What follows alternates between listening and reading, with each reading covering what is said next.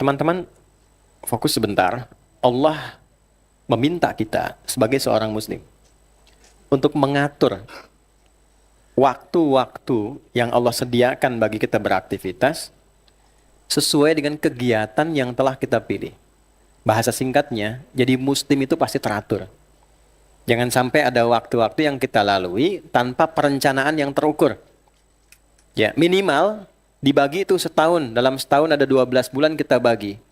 Kalau Quran tuh bahasanya 4 bulan itu kita merencanakan, 4 bulan mengeksekusi, 4 bulan mengevaluasi. Silakan dibagi, bisa di-combine, bisa dibagi misalnya, langsung 4. Dulu waktu kita belajar itu kan, masa-masa kami ya, sekolah, itu ada catur bulan kan. Setiap 4 bulan terima rapot ya. Ya kan? Itu kan menarik sebetulnya. Tiap 4 bulan dievaluasi, ada catatan dan sebagainya. Nanti naik ke atas ada per semester gitu kan. Nah sebetulnya dalam kehidupan begitu. Quran mengajarkan jangan sampai semuanya bekerja aja, evaluasinya nggak ada. Berumah tangga begitu aja, koreksinya nggak ada, konsepnya nggak ada. Dalam Islam tuh nggak ada kehidupan yang nggak terkonsep tuh nggak ada. Bahkan kadang diisyaratkan dalam nama-nama ibadah. Ibadah itu nggak ada yang hampa makna. Konsep Shakespeare itu nggak ada dalam Islam. Apalah arti sebuah nama gitu. Tidak. Semua nama berarti dalam Islam tuh. Saya ambil contoh gini. Sholat misalnya. Sholat berapa waktu sehari? 5 hari kan? 5 kali ya. 5 kali dalam sehari. Yang fardu ya. Yang pokok. Sholat pertama apa? Subuh. Kedua? Zuhur. 3 asar. 4 maghrib. 5 isya. Oke. Masukkan dalam kaidahnya. Tidak ada nama yang hampa makna. Kenapa dinamakan sholat subuh?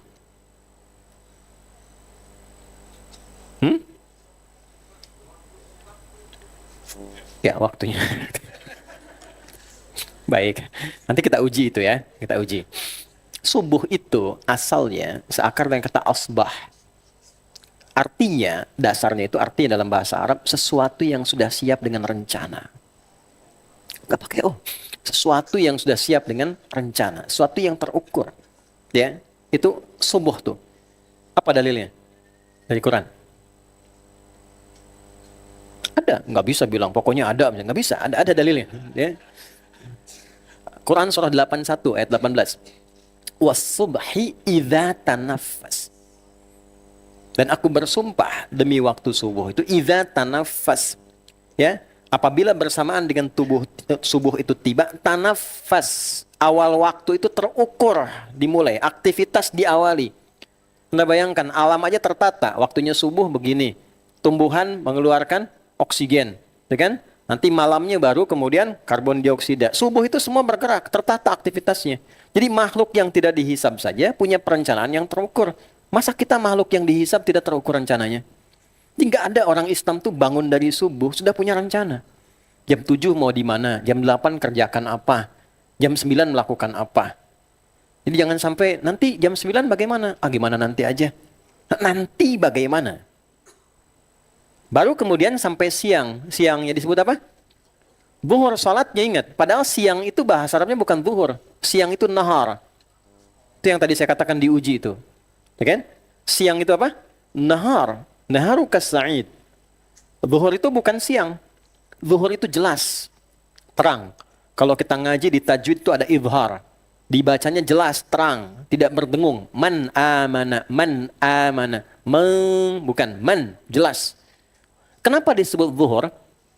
Sampai siang pekerjaan kita dari subuh itu yang terencana mesti jelas hasilnya, jelas nilainya, jelas manfaatnya di hadapan Allah. Jangan sampai punya pekerjaan sudah 6 jam kurang lebih tapi hasilnya nggak jelas. Jadi ibadah nggak? Jadi manfaat nggak? Apa cuma dunia aja? Atau jangan-jangan dunia pun belum terang? Makanya kenapa kita sholat kembali untuk mengevaluasi pertengahan hari dari pekerjaan yang sudah kita lakukan. Konsep subuh kan gini. Asalnya sebelum subuh, nanti dilihat di Sunan Abu Daud, nomor hadis 1367. 1367. Rawinya Ibnu Abbas radhiyallahu ta'ala anhuma. Nabi itu mengajarkan dari bangun tidur sebelum subuh. Kita itu sudah punya planning kehidupan. Saya bacakan hadisnya ya. Kama qala.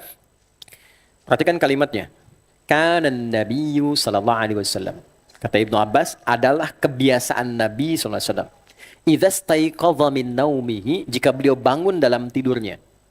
Di tengah malam sedikit atau pas atau kurang sedikit. Tengah malam itu isya ke subuh bagi 2. Misal, Ba'da Isya jam 8, misalkan subuh setengah 5, gitu kan? Bagi dua tuh, ketemunya jam berapa? Misal jam 1, jam 2 misalkan, misal saja. Maka kurang lebih setengah 2 atau jam 2-an. Bangun itu, apa yang beliau lakukan? Fajalasa, beliau duduk dulu.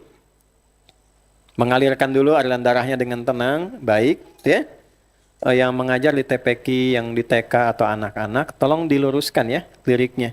Bangun tidur, terus duduk. Duduk. Nabi mengajarkan duduk dulu. Nggak ada orang bangun tidur langsung mandi. Tidur mandi. Duduk. Ya. Setelah itu apa? Baru kemudian famasaha biyadihi min athari naumi. Lalu menghilangkan bekas ngantuknya dulu dengan bagian tangannya yang bersih. Nah, sebelum berdoa. Jadi berdoa itu dalam Islam dilakukan dalam keadaan sadar. Bukan ngantuk. Ada makna di dalamnya. Ya kan? Jadi ketika kita mengucapkan alhamdulillahilladzi ahyana ba'dama amatana wa ilaihin syur. Terima kasih ya Allah memberi aku kesempatan hidup kembali di hari ini. Walaupun mungkin kau bisa wafatkan aku sesuai ajalku saat aku tidur tadi. Perhatikan, ini mahal. Wa ilaihin nusyur. Aku berjanji di hari ini akan mencari bekal yang lebih baik sebagai persiapan kembali padamu. Itu maksudnya. Jadi kalau kita ucapkan dalam keadaan sadar, itu kenikmatannya tinggi, motivasinya kuat. Baru setelah itu menyiapkan agenda faqara khawatima Ali Imran. Maka beliau membacakan 11 ayat terakhir di surah Ali Imran. Ayat 190 sampai ayat 200. Itulah yang saya maksud planning kehidupan.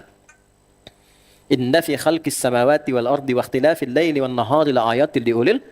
Jadi baru bangun sudah diminta jadi ulul albab. Ulul albab itu pribadi yang paham esensi hidup. Kenapa sih Anda kesini? Kalau Anda merasa tidak ada manfaatnya, nggak mungkin Anda datang. Kenapa Anda memilih pekerjaan itu? Kalau tidak mengerti ada manfaatnya, nggak mungkin dipilih kan? Itulah ulul albab. Ada orang yang baru disebutkan kalimat, ini ngerti, oh kesini arahnya. Makanya sering diilustrasikan dengan kelapa. Kelapa itu ada kulit bagian luar, serabut, ya kan? Ada batok kelapanya, ada dagingnya, ada yang paling lembut dalamnya. Nah yang paling lembut itu lub namanya. Lub, jamaknya albab. Ya, ada orang diterangin sekali itu begini, apa sih tadi? Jelasin lagi. Nah, jelasin 3 kali, nah itu kulit kelapa. 2 kali paham, batok kelapa. Ya. Oh sekali mengerti, dagingnya tuh. Tapi ada orang disebutkan 1 kalimat, 1 kata, X. Ah ini bahas ini kayaknya. Ah itu lub. Ada orang mengerti hidup ini, buat saya pulang. Bukan buat untuk memenuhi kebutuhan dunia saya. Saya meninggal nanti. Bekal apa yang mau saya bawa? Dia paham tuh. Jadi kalau dia dapat harta, dia ngerti. Oh ini yang harus digunakan ini. Ini hak saya begini, kewajiban saya begini. Kalau saya berumah tangga, saya mengerti, saya laki-laki. Oh kewajiban saya ini, hak saya ini. Jadi mengerti, sangat memahami esensi dari setiap kegiatan yang dia lakukan. Itulah ulul albab. Baru bangun tidur, satu-satunya agama yang meminta penganutnya cerdas. Saat awal bangun tidur, memahami esensi setiap pekerjaan, itu Islam. Nah, menjadi seperti itu bagaimana? Alladzina yadhkuruna Allaha qiyaman wa qu'udan wa 'ala junubihim wa yatafakkaruna fi khalqis samawati wal ardh. Menyeimbangkan zikir dengan fikir. Jadi fikirnya ada, zikirnya jalan. Nah, fikir itulah merumuskan kegiatan sebelum kita lakukan. Jadi ketika akan berkegiatan di hari ini, idealnya malam sudah disiapkan, bangun tidur sudah dirapikan. Nah, rencana kita apakah sesuai dengan taufik Allah atau belum? Allah setuju nggak? Itulah yang kita bawa dalam sholat di subuh. Sujud kita minta perlindungan, kemudahan, kenyamanan, kebaikan, keberkahan dalam hasil. Itu yang dimaksudkan subuh itu. Sehingga setiap pekerjaan kita terlindungi. Makanya banyak orang itu memulai dari masjid, subuh, nunggu sampai syuruk, berangkat ke pekerjaan itu. Untuk mendapatkan itu. Nah ketika dilakukan, siangnya dievaluasi lagi. Ini sesuai nggak? Jelas nggak hasilnya? Ada yang perlu dikoreksi nggak? Datang lagi ke masjid, sholat lagi. Minta petunjuk kebaikan lagi. Kalau itu nggak dilakukan, kehidupan kita hanya berjalan dengan fikir. Zikirnya nggak ada. Kalau zikir nggak ada fikir, nggak seimbang juga. Nggak terencana. Maka rugi. Setiap waktu nggak bermanfaat. Muncullah kemudian pernyataan tegas. Aku berikan waktu untuk dimanfaatkan. Setiap waktu yang kita gunakan untuk beraktivitas namanya asar.